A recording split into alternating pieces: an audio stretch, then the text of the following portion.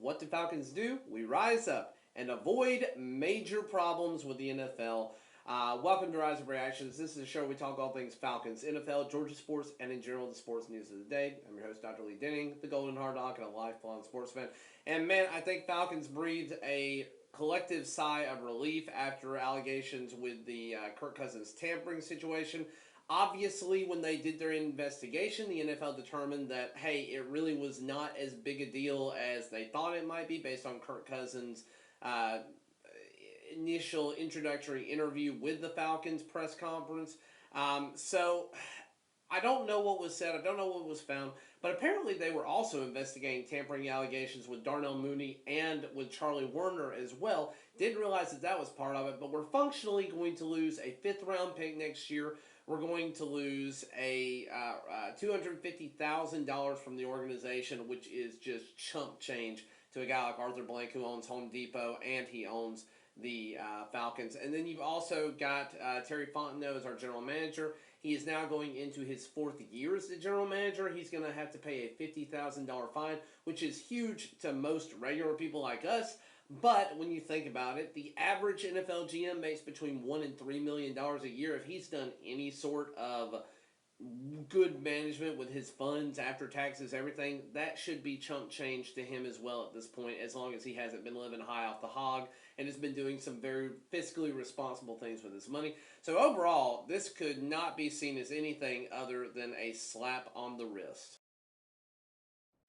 Now, with losing a fifth-round pick, I did want to talk a little bit about what that really means, what that equivalates to, and I want to go back through about the last 5 or 6 years of Falcons picks in the fifth round and just tell you who we got and let you know like what that kind of means. So, this past year, 2020, or this most recent draft, 2024, we took J.D. Bertrand, so that means that we would not get a player of his caliber. We don't know what he is yet. We took other guys after that. I'm not particularly worried about if they fell after the fifth round. We didn't have a fifth round pick in 2023 because we traded that. I believe that was part of our trade package to get Jeff Okudah. I don't recall off the top of my head exactly, but I remember we made some trades to move around and get that. We took Tyler Algier, so that would have been a pretty big loss for us in 2022. We took a couple of guys. We actually had 3 fifth-round picks in 2021, and I would argue that none of them have particularly panned out. You have Taquan Graham, who's been hit or miss and may or may not be on the chopping block this year. You have Ogundeji, which just got released as an edge rusher. And you have Avery Williams, cornerback, who's moved over to running back, who I don't even remember if he's still on the team or not. We didn't have a fifth-round pick in 2020, and then in 2019, we took Quadri Allison and Jordan Miller, neither of whom are on the team anymore or had any significant contributions to the team. The next time that we have a fifth-round draft pick, we had 3 of them in 2017. We did get one guy out of this in DeMonte Casey. Brian Hill was another guy we took, didn't really ever pan out. And then Eric Saubert really didn't pan out as well at tight end. And again, this is something just looking back. The Falcons quite often have used fifth-round picks to try and move around in the draft. So trade that along with a second-rounder, trade along with a third-rounder to move up a pick. Probably the most notable guy that you can think of in the recent past that was taken in the fifth round, or the 2 guys, would be Tyler Algier. And if you go all the way back to 2015, Grady Jarrett was our fifth rounder there. So it seems like the Falcons have a history of either just completely missing or doing really well with that pick. We still have found other guys that have been worthwhile after that, so I'm not overly concerned about this.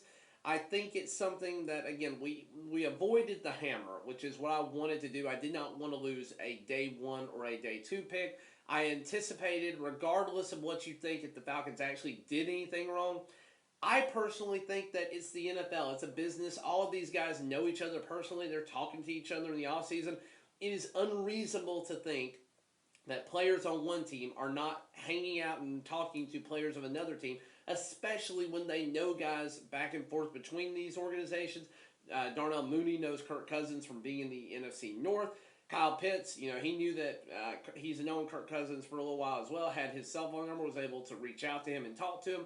So, yeah, was there probably some tampering from a player-to-player perspective? Probably. I think that's reflected in the punishment, because I think if management had had anything to do in a serious way with the tampering, that we would be looking at a day 1 or a day 2 pick being gone. I think this is as much of a slap on the wrist as we could possibly get. This is the best that we could have hoped for, knowing that there wasn't going to be a zero punishment. There was going to be something. I think this is as good as the Falcons could have anticipated. I do apologize to you guys. I had meant to make a video on this yesterday. Ran out of time just in the day and didn't have great internet access to make a video. And I also apologize. I was supposed to make a video on the AFC West today. I left all of my notes at my home office, so I wasn't able to make that video for you today. I will be making that over the weekend and probably releasing it tomorrow or within the next couple of days. It might be Monday when it actually hits YouTube, but I'm definitely going to be making that tomorrow. Thank you for watching, liking, sharing, and subscribing. This is great news for the Falcons overall. Never great to lose a draft pick, but good that we have not followed in the footsteps of some of these other teams that have lost first round and third round picks in the recent past, thinking of the Dolphins in particular. But thank you for watching, liking, sharing, and subscribing. And as always, rise up.